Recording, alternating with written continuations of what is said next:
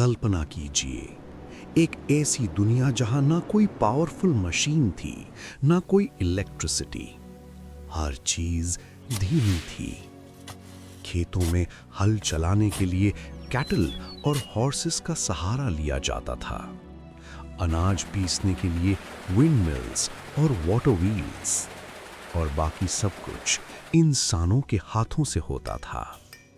इस दुनिया में एक अधूरापन था, एक कमी जो किसी ने पूरा नहीं किया। सदियों से लोग एक पावर के बारे में सोच रहे थे, ऐसी पावर जो एनिमल से ज्यादा स्ट्रांग हो, जो विंड और वाटर से भी पावरफुल हो। उस पावर का नाम था स्टीम। लेकिन एक प्रॉब्लम थी, कोई भी स्टीम को कंट्रोल नहीं कर पाया। ना वो अनाज पीस पाए, ना कपड़ा बुन पाए, ना कोई काम ठीक से कर पाए।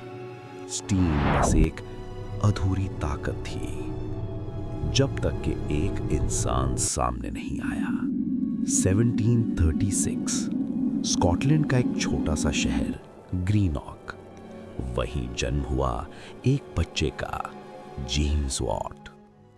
दिखने में बिल्कुल साधारण, लेकिन उसके अंदर कुछ अलग चल रहा था, एक अलग दिमाग।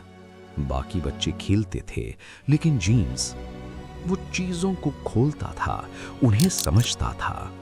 उसकी माँ उसे पढ़ाती थी, रीडिंग, राइटिंग, ड्राइंग। उसके पिता उसे सिखाते थे टूल्स, मैकेनिक्स। लेकिन असली सीख उसकी क्यूरियोसिटी थी। लेकिन बचपन में वो एक कमजोर बच्चा था, जिसे कोई गंभीरता से नहीं लेता था।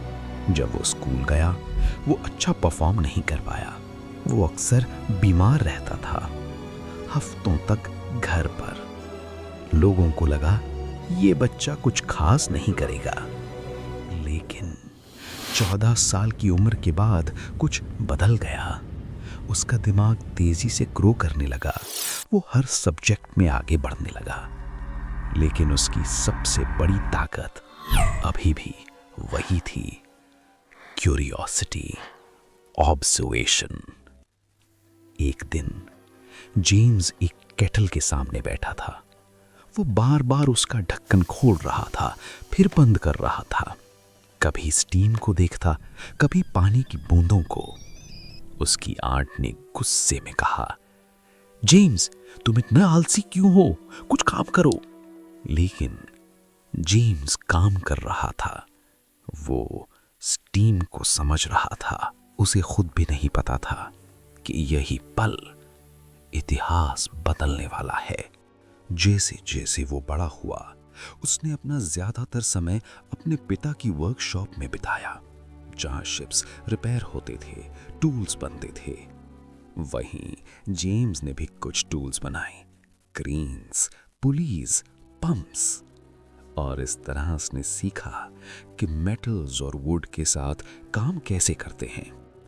लोग कहते थे, जेम्स के हाथों में जादू है, उसकी उंगलियों में दौलत छुपी है। लेकिन अब वक्त था फैसला लेने का। समय आ चुका था करियर चुनने का।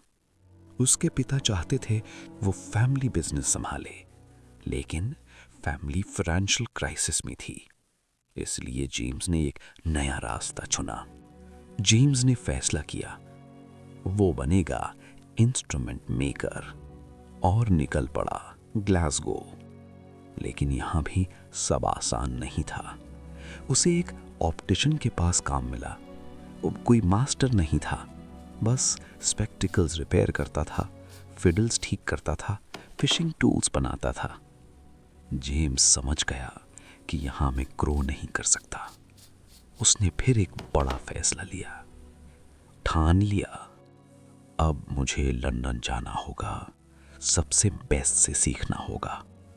रनन पास और फेरीलैंड ऐसे मास्टर्स से सीखना होगा। लेकिन लंदन भी आसान नहीं था।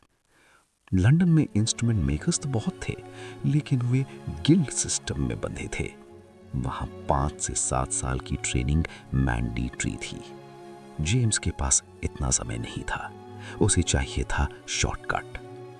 उसने बहुत सारे प्रयास किए, लेकिन बार बार रिजेक्शन मिले। एक मास्टर, फिर दूसरा, सबने मना कर दिया। सबका कहना था कि तुम नियम फॉलो नहीं करते, जाओ ट्रेनिंग लेकर आओ। लेकिन उसने हार नहीं मानी।